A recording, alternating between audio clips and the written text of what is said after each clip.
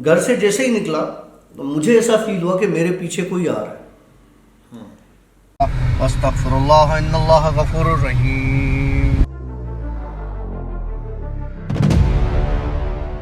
ये जो चीज़ होती है ये इनके खाने की चीज़ होती है।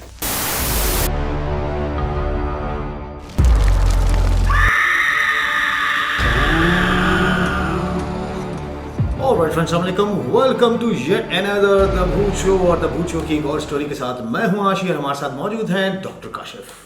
अस्सलाम वालेकुम। वालेकुम अस्सलाम। तब ठीक है सर, अल्हम्दुलिल्लाह। क्या सिचुएशन है आपके इलाके में कोविड के हवाले से?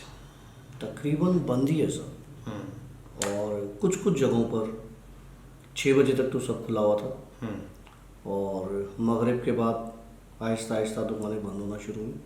लेकिन जिस एरिया में मैं रह रहा हूँ, आपको पता है कि वो जो नसीम नगर वाला रोड है वो ज़्यादा तौर पे खुला रहता है, लेकिन एक दो शॉप्स इस तरह से खुली हुई थी, फ्रूट्स वाले बैठे हुए थे क्योंकि रमज़ान है।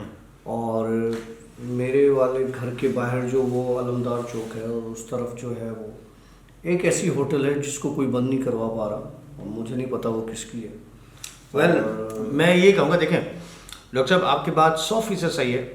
अगर कानून है तो सबके लिए होना चाहिए सेम, और अगर ये मैसेज कहीं तक पहुंच सकता है तो पहुंचाइएगा प्लीज़।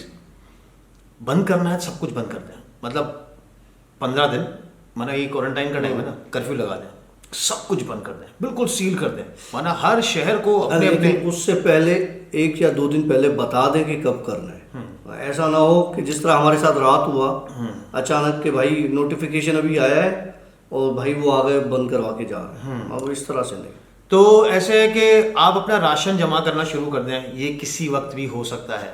अच्छी बात है अगर इस तरह से हो जाता है। तिल तिल मरने से बेहतर है एक बार मर जाए, मतलब 14 दिन घर में रहें, क्वारंटाइन कर लें। मेरे ख्याल से हर अमीर गरीब हर किसी के पास अभी भी, मैं गारंटी से कह सकता हूँ, लिख के दे सकता हूँ, हर आदमी के पास घर में इतना राशन होगा कि वो 14 से 15 दिन रह सकता है। हाँ, समोसे आपको नहीं मिलेंगे इफ्तार में, आपको पकोड़े नहीं मिलेंगे, आपको दही बड़े नहीं मिलेंगे बाहर से जो आप लेते हैं, वो सब चीज़ें छोड़कर आप लोग घर में क्वारंटाइन कर लें, 14 दिन कर्फ्यू वाला सिस्टम हो जाए, वेरी गुड। लेकिन ये तिल तिल करके मारने वाला सिलसिला वो बड़ा ख़राब है। कहीं अल्लाह रहम करे हम बगावत की तरफ ना चले जाएं, क्योंकि जो लोग भूखे मर रहे हैं, जिनका रोज़गार तबाह हो गया, फिर वो आएंगे बगावत पर। जिस तरह साउथ अफ्रीका में कुछ महीने पहले हुआ था कि लोग रोडों पे निकल आए थे, उन्होंने बैंक डकैतियाँ शुरू कर दी थी। अल्लाह हर मुल्क को ऐसे हालात से महफूज फरमाए। अभी भी कुछ लोग ऐसे हैं जो कि गलियों के बाहर, अपने घरों के बाहर, रोडों पर, वो बग़ैर मास्क के कचहरियाँ चल रही हैं, 10-10 लोग साथ बैठे हैं। इन लोगों का कोई फार्मूला होना चाहिए, मतलब कम से कम यूं हो यार, कम से कम, नहीं तो घर जाके कचहरी मारो, जाके बच्चों को टाइम दो यार। वेल, ये तो था यहाँ के माहौल की सिचुएशन। और हाँ, एक और चीज़, आज हमारे रेस्टोरेंट पे एक बंदा आया था और उसने मुझे बताया कि भाई मुझे आज ताज़ा 500 रुपये का जुर्माना लगा है, क्योंकि मैं गाड़ी में बैठा हुआ था, मेरी गाड़ी में मेरे साथ और कोई नहीं था। उन्होंने गाड़ी रोकी है और गाड़ी रोकने के बाद चेक किया मुझे, भाई मास्क पहना हुआ नहीं है, उन्होंने मुझे 500 रुपये का फ़ाइन टिका दिया। कोई पर्ची वर्ची नहीं दी, कोई फ़ाइन का को रसीद ऐसी कुछ भी नहीं दी, 500 रुपये ले लिए गए, उसके बाद छोड़ दिया गया। मैं कहता हूँ यार कम से कम इतना कर लें कि 500 रुपये में एक मास्क दे दें उस बंदे को ना, कि यार ये बंदा यहाँ पे लिखा हुआ हो, ये बंदा सदा याफ्ता है। मेरी बात सुनो, देखो अल्लाह ने पेट सबके साथ बांध लिया है, ठीक है, चाहे वो वर्दी में हो चाहे वो बगैर वर्दी में हो, ठीक है। तो इस बात को छोड़ दो कि पर्ची दी या नहीं दी, हज़ारों काम ऐसे होते हैं जो चलती पर्ची पर है, हाँ, और हज़ारों काम ऐसे होते हैं जो बगैर पर्ची के चल रहे होते हैं। चलो मेरे ख्याल से हम स्टोरी पे आते हैं, और 4 मिनट की आप लोगों ने हमारी बकवास सुन ली। अब आते हैं हमारे जिन स्टोरीज की लेटेस्ट और ऑफ कोर्स सनसनीखेज स्टोरी के पास। पुरानी सुनाता हूँ यार, नहीं कर यार, मैंने मतलब इनके लिए नहीं है। अच्छा, इनके लिए नहीं है, अच्छा ओके, मेरे लिए तो बहुत पुरानी है। चले लेट्स स्टार्ट, बिस्मिल्लाहिर्रहमानिर्रहीम। यार कल किसी ने कमेंट में लिखा कि यार काशिफ भाई, आपके जो बचपन के किस्से हैं ना, उनमें से कुछ सुना है। तो बचपन के किस्से मैं बहुत सुना चुका हूँ, उस पर तो किताब लिख ली गई है। हाँ, लेकिन किताब का क्या हुआ यार? अबे भाई छोड़ दे, पता है आज सीन क्या हुआ? मेरी नई, ये जो दूसरी गाड़ी है, नई तो नहीं है खैर, इसका हॉर्न चलते चलते बंद हो गया। ठीक है, हॉर्न बंद होना खैर है, चलो। हाँ, लेकिन बंद होना नहीं चाहिए, वो चलते चलते बज रहा था। और जब मैं वहाँ से वापस आया गांव से, तो गाड़ी में आके बैठा, हॉर्न बजाया तो नहीं बजा। मैंने कहा अच्छा ठीक है, ये किस्सा सुना रहा हूँ मजे का। तो मैंने बोला, मैंने कहा अब मस्ती ख़त्म करो, अब बहुत हो गई। तो अभी तुम्हारे पास आ रहा था तो हॉर्न बज रहा था। मतलब ये दो शैतान मिलकर जो है ना वो सब ठंडे हो जाते हैं। अच्छा फिर क्या हुआ भाई, स्टोरी सुना दे बचपन की। स्टोरी ये है जी जनाब के मेरे पुराने घर की। वो पुराना घर बेसिकली, जिन्होंने ये स्टोरीज नहीं सुनी उनको बता रहा हूँ कि वो एक एरिया है हैदराबाद का, बहुत पुराना एरिया है। और वहाँ पे एक तरफ हमारे जो है वो हिंदू बरादरी रहती है, दूसरे तरफ अहले तशी भी हैं और फिर अहले सुन्नत भी हैं, और इस तरह से काफ़ी फ़िरके के लोग हैं। एक यूँ समझ लो कि वो कहते हैं ना कि एक मिक्स मिठाई एरिया है। हाँ, मिक्स मिठाई नेबरहुड है। अच्छा डॉक्टर साहब को मेरे ख्याल से आज रोज़ा शायद कुछ ज़्यादा लगा था आपको। क्यों? आपकी आवाज़ ही निकल रही है, थोड़ा ज़ोर से बोलें, यहाँ तक आवाज़ पहुँचे। अच्छा। हाँ। नहीं, आज थोड़ा सा मैं डाउन हूँ, इसलिए कि मैं सुबह 11 बजे से मैयत पे के गया हुआ था, और वहाँ से रात को भी मैं काफ़ी लेट सोया हूँ, तो इस वजह से। वहाँ से कुछ लेकर तो नहीं आया साथ में? नहीं, साथ में लाता नहीं, मैं छोड़ के आ जाता हूँ। अल्लाह रहम करे यार। खैर, तो हुआ ये मेरे भाई कि वो एरिया जो है वो काफ़ी रश वाला एरिया है। मोहल्ले होते हैं बेसिकली जिस तरह से, और फिर उन एक बहुत बड़ा मैदान सा उधर है जहाँ पे टिम्बर मार्केट है बैक साइड पर, और बड़े बड़े लकड़ियाँ दरख्त की ना ताज़ी फ्रेश कटी हुई आती है, जिनको वो फिर फाइन काट के और मार्केट में देते हैं फर्नीचर्स वगैरह के लिए। उसके तख्ते बना दिए जाते हैं, फट्टे बड़े बड़े बनाए जाते हैं। हाँ, तो वो इस तरह का एरिया है, बड़ा मशहूर इलाका है हैदराबाद, मशहूर एरिया। Timber market. तो वहाँ उस तरफ मेरी रिहाइश थी, और मेरा घर जो है वहाँ वो इस तरह से था कि 4 या 5 घर इकट्ठे थे, और उनके बाहर एक बड़ा कंपाउंड था, और कंपाउंड से पहले एक छोटी सी पतली सी गली थी जिसमें एक खिड़की थी जो मस्जिद में खुलती थी, जिसका किस्सा मैं आपको पहले बता चुका हूँ। और फिर हमने एक लोहे का बड़ा दरवाज़ा बनाया हुआ था जो 5-6 घरों ने हमारी सेफ्टी के लिए। वो एरिया बेसिकली मैंने पुरानी स्टोरीज में भी सुना है कि बहुत हॉन्टेड है। उसमें मैंने सरकटा भी देखा है। उसी वहाँ से ही बेसिकली जो स्टार्ट हुआ था ना, एक तो टंडू आगा का एरिया था जहाँ पे मैं एक दोस्त अपने छोटे फ्रेंड के साथ या कज़न के साथ खेल रहा था, जो कब्र में मैं गिरा था। वहाँ से चीज़ें स्टार्ट हुई, फिर उसके बाद आहिस्ता आहिस्ता ये चीज़ें बढ़ना शुरू हुई और बढ़ती चली गई। एक स्टोरी अभी शेयर करने को बाकी है, वो मुझे स्टोरी मिल गई है, हो सकता है माइट भी कल हम शेयर करेंगे। उसमें एजाज साहब ने बड़े ख़ास इंकशाफात किए हैं आपकी ज़िंदगी के हवाले से, वो मैं शेयर करूँगा इसको बगैर बताए। मतलब इसने हल्के हल्के लवाजमात मैंने उनको सुना दिए हैं, लेकिन ज़्यादा नहीं है। हाँ, वो ऐसे मज़ा नहीं आएगा ना, मैं भी तो देखूँ ना कि ऐसा क्या है मेरे साथ खास है। तो हुआ ये कि मैं नानी के घर, मेरे नानी का घर वहाँ से थोड़ा सा दूर है, इतना ज़्यादा दूर नहीं है, walking distance hardly 5 to 6 minutes का है। लेकिन वहाँ पर दिन जो दोपहर होता था ना, वो बड़ा दहशत वाला होता था। वहाँ की गर्मियाँ जून जुलाई की, होता ये था कि गर्मियों में वहाँ पर तकरीबन सारे दुकान बंद हो जाया करते थे। दोपहर में कोई बाहर नहीं होता था, बाहर खामोशी सन्नाटा होता था, इतनी गर्मियाँ होती थी कि लोग घरों को चले जाते थे। तो मैं घर पर था, मेरी नानी के घर मेरे खाला के बच्चे वगैरह आए हुए थे। तो मैंने अपनी अम्मी से कहा कि अम्मी मैं जा रहा हूँ नानी के घर, और मैं फिर शाम में यहाँ पर वापस आ जाऊँगा, अभी मैं वहाँ जाके उनके साथ खेलूँगा वेलूँगा। तो अम्मी ने कहा कि अभी 1 बज रहा है दोपहर का, बाहर बहुत गर्मी है, तो एक काम करो शाम में आराम से चले जाना, बल्कि मैं भी साथ चलूँगी, और फिर तुम आराम से खेलना, फिर हम रात का खाना वाना खा के वहाँ से फिर वापस आ जाएंगे। बहरहाल मेरी एक बहुत बुरी आदत है कि मुझे जिस काम से रोका जाता है मैं वो काम करके दिखाता हूँ, और माँ बाप का कहना वैसे मानना चाहिए, और मैं ऐसा नालायक हूँ कि शायद मैंने बहुत ही कम माना हो। और नुकसान भी खाया। तो ऐसा ही है ना।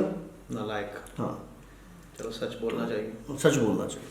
तो मैं जो हूँ वो फिर अम्मी की बात को एक कान से सुना और दूसरे से निकाल दिया और मैं वहाँ से निकल गया। घर से जैसे ही निकला तो मुझे ऐसा फील हुआ कि मेरे पीछे कोई आ रहा है। सन्नाटा था, कोई भी नहीं था वहाँ पे मौजूद, लेकिन एक फीलिंग होती है ना कि आपके साथ कोई चल रहा है, कोई पीछे आ रहा है। मैंने उसको इग्नोर किया और मैं वहाँ से निकला अपनी गली से और उस मैदान पर पहुँचा। मैदान में मैंने देखा गर्मी में, शदीद गर्मी थी, कि कुछ लड़के वहाँ पे मस्जिद के बाहर एक थल्ला बना हुआ है और उस थल्ले में एक नलका लगा हुआ है, ठीक है।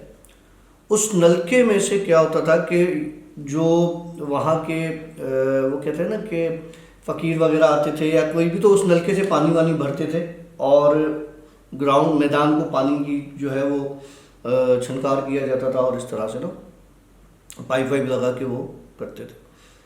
मैंने देखा कि 2-3 बच्चे उस नल के नीचे बैठे हुए हैं और नहा रहे हैं। अब मेरी उम्र उस वक्त होगी 11 साल, तो अब बच्चे वो मोहल्ले के नहीं थे। अच्छा, ये दोपहर का टाइम था? दोपहर का भी 1-1:15 बजे का टाइम था। वो नलके के नीचे बैठा है और मोहल्ले में उस एरिया में कोई एक इंसान नहीं था उस वक्त, सन्नाटा था। तो वो पानी ना जो वो दूर से लगता है कि यार नलके से आ रहा है, बच्चे नहा रहे हैं, ठंडा पानी, उसका एक वो होता है, अट्रैक्शन होती है। मैंने कहा यार मैं जाके देखता हूँ है कौन, क्योंकि मैं उन बच्चों को तो जानता नहीं था, मोहल्ले को तो थे नहीं, उस सोसाइटी के तो नहीं थे, कॉलोनी के। मैं जाके खड़ा हुआ तो उन बच्चों ने पहले मेरी तरफ देखा, फुल टाइम मुझे इग्नोर किया और वो अपनी मस्ती मजाक में लग गए। वो मस्जिद के दरवाजे के बिल्कुल सामने एक छोटी सी वो एक एरिया बना हुआ है पानी का। कभी उस तरफ जाना हुआ तो मैं आपको उसका वीडियो या फोटो निकाल के जो है ना वो इंस्टा पर ज़रूर शेयर करूँगा। अच्छा, असूलन होता क्या था, वो ज़मीन की बोर का पानी होता था। वो जो पानी था वो ज़मीन से बोर का पानी था, क्योंकि नल का जो लगा हुआ होता था वो ज़मीन से आता था, ठीक है, पानी। लेकिन अगर बोर होता तो बोर तो मतलब ऐसा होता है ना कि वो उसको मशीन लगाई जाती है। हाँ, या पंप होता है? पंप नहीं, मशीन होती थी। अच्छा, उसको मशीन होती थी। ओके, पंप वो हैंड पंप नहीं होता था, वो मशीन होती थी वहाँ पे, वो डुगडुगी वाली मोटर। हाँ, वो है। तो बहरहाल अभी उनके पास खड़ा हुआ तो उन्होंने मुझे पहले तो इग्नोर किया। अब मेरी नज़र पानी पर पड़ी तो पानी में से लिटरली धुएं निकल रहे थे। अच्छा, सही है। मुझे लगा कि या तो बहुत गर्म पानी है या तो बहुत ठंडा है, या तो बहुत ठंडा है, और इतना ठंडा कि जिसमें से धुएं निकल रहे हैं, ऐसा हो नहीं सकता इतनी शदीद गर्मी में। बहरहाल मैं नानी के घर चला गया, इनको इग्नोर किया मैंने भी। जब इन्होंने इग्नोर किया तो मैं भी चला गया। आगे बढ़ा तो एक बहुत बड़ा अलम लगा हुआ है। हाँ, बबरों का अलम कहलाता है वो, मशहूर अलम है बहुत। अलम के पास पहुंचा तो पीछे से एक बच्चे ने मुझे आवाज़ दी, नाम लेके नहीं, बोला ओए, इस तरह से। मैंने कहा अभी ये कौन सी मुसीबत है, ओए पीछे से। मैं रुक गया, मैंने मुड़ के देखा, बोला इधर आओ इधर आओ इधर आओ। मैंने कहा शायद उन्होंने मुझे पहचान लिया है और मैं नहीं पहचान रहा तो चला जाता हूँ। मैंने कहा हाँ क्या हुआ? बोला आजा खेल हमारे साथ। मैंने कहा अच्छा। अब मैं कहाँ जा रहा था? नानी के घर। नानी का घर में भूल गया। जैसे ही मैंने उस पानी में हाथ डाला, नलका चल रहा है, पानी में हाथ डाला तो हाथ में सिर्फ बर्फ आ रही थी। मतलब इतना ठंडा पानी था वो उस गर्मी के हिसाब से कि शायद उस जिसमें ना इंसान की चमड़ी पिघलने लगे, उसमें बर्फ वाला पानी स्किन पे जाता है तो कितना महसूस होता है, फ्रेशिंग। हालांकि बोर का पानी जो होता है वो गर्मियों में ठंडा होता है और मतलब ठंडा यख ठंडा नहीं होता। हाँ, एक नॉर्मल ठंडा टेम्परेचर होता है। हाँ। और सर्दियों में कहते हैं नॉर्मल सा एक गर्म आता है। हाँ। तो फीलिंग आ जाती है कि ये बोर का पानी है और थोड़ा सा टेस्ट भी इसका डिफरेंट होता है, थोड़ा उसका TDS हाई होता है। तो अब वो पानी ठंडा तो था लेकिन वो एक्सट्रीम पर ठंडा था पानी, जो कि होना नहीं चाहिए था, बर्फ वाला ठंडा पानी। इतने में ना वो बच्चे हंसना शुरू कर दिया। अब मुझे शरारत समझ में आ गई, क्योंकि मेरे साथ तब तक ये स्टार्ट हो चुका था, ये चीज़ें स्टार्ट हो चुकी थी। और मैं आपको एक पर्सनल बड़ी मज़े की चीज़ सुनाऊंगा जो कि सुनानी नहीं चाहिए, लेकिन इसी स्टोरी में आपको सुना दूंगा। तो उन्होंने जब मैं मुझ पे हंसा तो उनकी हंसी इतनी अजीब थी कि मुझे डर लगना शुरू हो गया और मैं वहाँ से भागा तो ये बच्चे मेरी नानी के घर तक तो ये फॉलो करते हुए आए। अच्छा, मेरी नानी का घर कहाँ था? वहाँ पर है खैरशाह का पेड़। खैरशाह के पेड़ में हम थोड़ा आगे जाते हैं तो एक है निहाल शाह बाबा की दरगाह, जिसकी स्टोरी भी आपने बताई। हाँ, इतनी पतली सी गली है। उस निहाल शाह बाबा की दरगाह के बिल्कुल बराबर में मेरी नानी का घर था, जिसमें मुझे औरत चलते हुए नजर आई थी, जिसके पैरों की पायल की आवाज़ आती थी और जिसने वो आग लगाई थी। वो भी स्टोरी है, जरूर सुनिएगा, बड़ी मज़ेदार स्टोरी थी। अच्छा, वहाँ तक उन्होंने मुझे फॉलो किया और वहाँ से वो गायब हो गए। मैं समझ गया कि ये बच्चे आम बच्चे नहीं थे, ये मैं बच गया हूँ, ये वाकई बच्चे थे। खैर, मैंने दरवाज़ा ज़ोर से बजाया तो दरवाज़ा खोला, नानी ने, मैं अंदर पसीने, वो समझी दौड़ता हुआ आ रहा है तो गर्मी है, पसीने, बिठाया, पानी वानी मुझे पिलाया। क्या हुआ? मैंने नानी को बताया, नानी ये मामलात हुए हैं मेरे साथ। तो नानी ने बोला कि तुझे किसने बोला था तू अकेला? मैंने कहा नानी अब तो आ गया, अब मुझे डर लग रहा है। तो बोला अच्छा ठीक है। भाई मेरे नाना जिंदा थे, बड़े अल्लाह वाले थे मेरे नाना। तो मेरे नाना ने कहा कि आइंदा ना अकेले नहीं आना। मैंने कहा ठीक है नाना, आइंदा नहीं आऊँगा मैं। वैसे ही मुझे सबक मिल गया। अब हम कज़न्स आपस में खेलने लगे। मैं खेल रहा हूँ, मुझे वो तीनों बच्चे हमारे साथ खेलते हुए नजर आ रहे। ओके। अब मैं उनसे बात कर रहा हूँ, मेरे कज़न ने पूछा कि तू किससे बात कर रहा है? ओके। मैंने कहा यार मैं इससे बात कर रहा हूँ, उससे बात कर रहा हूँ। कहने लगा यार यहाँ कोई भी नहीं है। मतलब उनको नजर नहीं आ रहा था, आपको मुझे नजर आ रहा था। ओके। बहरहाल मैंने कहा कि अच्छा ठीक है। फिर मैंने भी उनको इग्नोर किया, उनके सामने बात नहीं की मैंने, और ये चीज़ ऐसे उस दिन ख़त्म हो गई। लेकिन उन बच्चों के साथ अक्सर फिर मैं खेलता था, जो मैंने पहले भी किस्सा बताया था कि वो लकड़ियों के बीच में मैं खेलते खेलते चला गया था। यस, और आपके पेरेंट्स ढूंढते हुए आए थे और मुझे लगा कि मैं अभी छुपाऊं, लेकिन वो इतना लंबा टाइम हो गया था कि लोग परेशान थे। फिर खैरशाह में एक दीवार है, सैयदों का घर है, उनके बिल्कुल सामने एक दीवार ग्राउंड है, लेकिन उसकी दीवार है, एक नीम का बड़ा दरख्त है। जो मैंने फलांगा था तो छोटा था, और जब वापस आना चाहा तो बहुत बड़ा था। मैं उनसे बाकायदा लड़ पड़ा था उस ग्राउंड में, लड़ पड़ा था उनसे, और शायद मैं उस दिन मर जाता। तो वहाँ पे मुझे उस सैयद ने बाहर निकाला था। तो उस एरिया की ये सारी चीज़ें।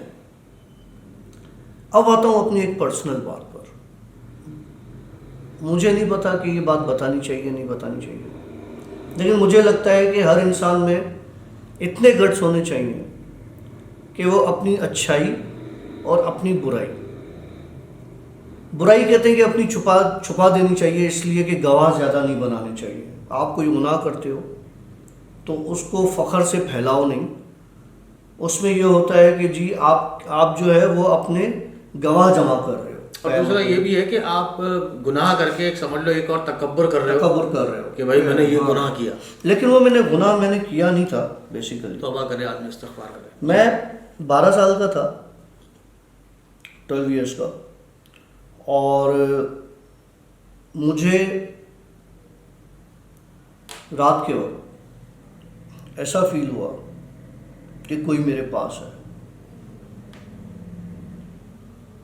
और कोई मेरी टांगों के पास बैठा हुआ है,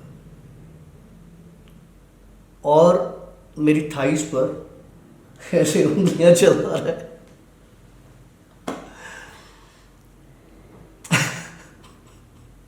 अभी भी याद है मुझे। 18+ कंटेंट है, जरा ख्याल कीजिएगा। वो पहली बार, वो कहते हैं ना बच्चा जब जवान होता है,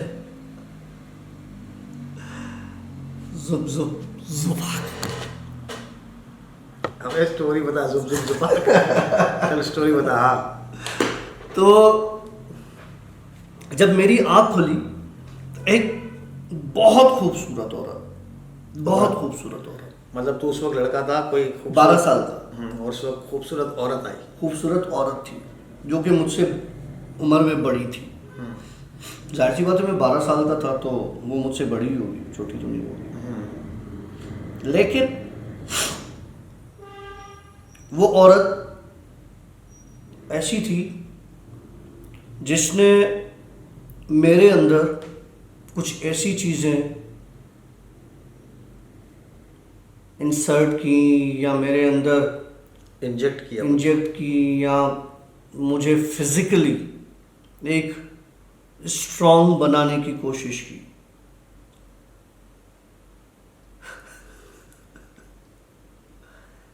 और अच्छा फिर? मेरी इविल लाफ बिल्कुल भी नहीं है। तो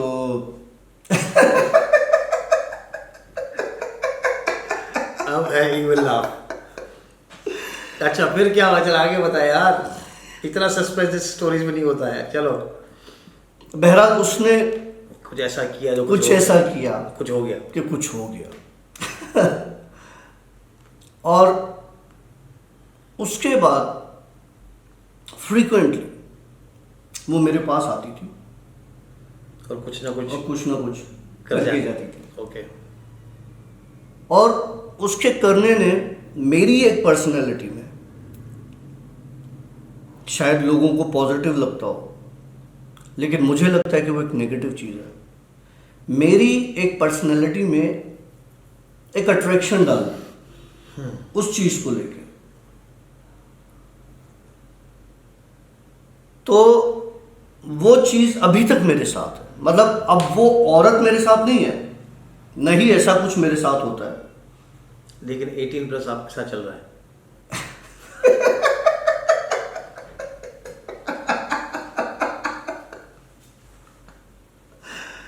मेरे ख्याल से ये एंड करते हैं। डॉक्टर काशिफ कुछ सीरियस हो गए भाई। अच्छा फिर क्या हुआ? अभी कुछ हो रहा है, मतलब उन चीज़ों के बाद आपकी फिजिकली, मतलब जो है आपके अपीयरेंस में लोगों को, औरतों को आपसे अट्रैक्शन हो गई। ये क्या बोल रहा है? नहीं तो ऐसा क्या हुआ, आगे बता रहे हैं। मुझे नहीं पता। एक ये बताना चाह रहे हैं ना आप, क्या बताना चाह रहे हैं? मैं ये बताना चाह रहा हूँ कि जो बच्चा 16 से 18 साल में मर्द बनता है, तो मैं 12 साल की उम्र में बन गया। Thanks to that lady, aunty, औरत, उस वक्त जो भी कहो, लड़की मुझसे बड़ी थी। और उसके बाद ये सिलसिला कंटिन्यू रहा। देखिए, हम कहते हैं ना कि जी जिन जो है वो सिर्फ औरतों पर आशिक होते हैं, ठीक है, और उनके साथ नहीं, जिन मर्दों पे भी होते हैं। अच्छा, मैं मजे की बात बताऊं, एक मतलब गे वाला फॉर्मूला। जिन भी होते हैं, मेल जिन भी होते हैं, ठीक है, संभालना अपने आप को। संभाल रहा हूँ, तेरे से ही संभाल रहा हूँ अपने आप को। हाँ फिर?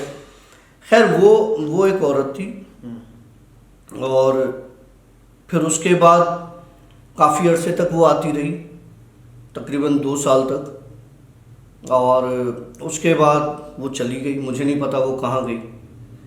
लेकिन उसके बाद कुछ ऐसी चीज़ें छोड़ गई, मुझे नहीं पता कि वो किसी और की ड्यूटी लगा गई क्या, लेकिन ये चीज़ें अभी भी होती हैं। अभी से मुराद ये है कि मेरा कंट्रोल नहीं है उन पर, नेगेटिव चीज़ें ही हैं। अब मुझे पता है इस स्टोरी पे बहुत कमेंट्स आएंगे, कमेंट्स इन द सेंस के अच्छे भी बुरे भी, और डॉक्टर तो ऐसा है, हाँ, वैसा है। मुझे परवाह नहीं है यार, ये मेरी लाइफ है, ठीक है। मुझे पता है कि ये ऑफ कोर्स ये हमारा चैनल है, तो हम इसी तरीके से अपनी स्टोरीज बयान करते हैं। जो होता है हम बताते हैं, जो मेरे साथ चलता है मैं बताता हूँ, जो होता है मैं बताता हूँ। तो वो आज तक जब अच्छा मज़े की बात मैं कहूँ ना कि कोई एक पर्टिकुलर औरत या लड़की जो मेरे पास आती हो, नहीं, पता नहीं कितनी शक्लें, पता नहीं कितनी है, मुझे नहीं पता चलता, लेकिन मुझे ये पता है कि उस वक्त मैं डॉक्टर काशिफ नहीं होता।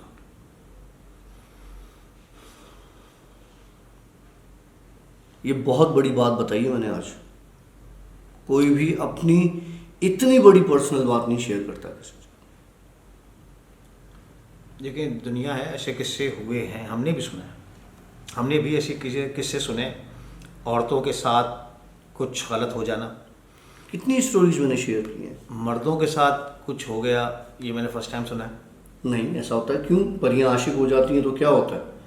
अच्छा, मतलब वो आंटी परी थी? नहीं, परी नहीं थी। परी की माँ थी?